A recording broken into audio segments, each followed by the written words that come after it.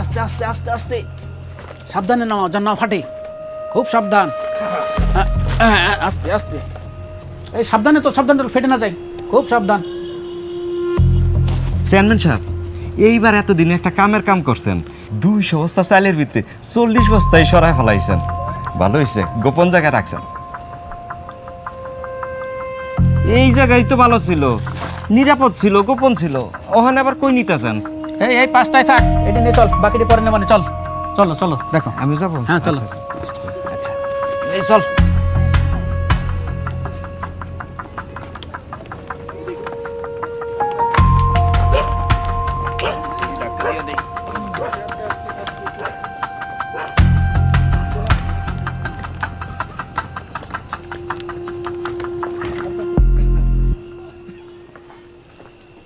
না চলুন বসা। জি।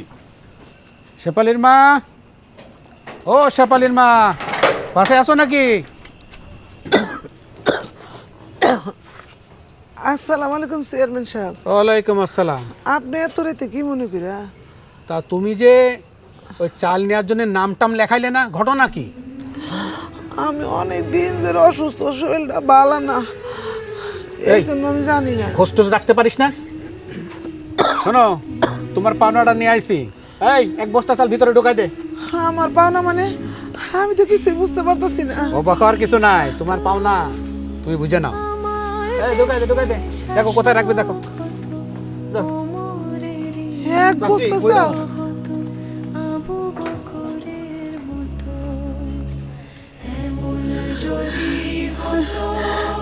আল্লাহ, তুমি চেয়ারম্যান সাহেবের হায়াত দরাজ করো, সেজন্য সবাই এইভাবে সাহায্য করতে পারে। আসি, আসসালামু আলাইকুম। ওয়ালাইকুম আসসালাম। কি ভাবছেন এটা সত্য? না, এটা স্বপ্ন।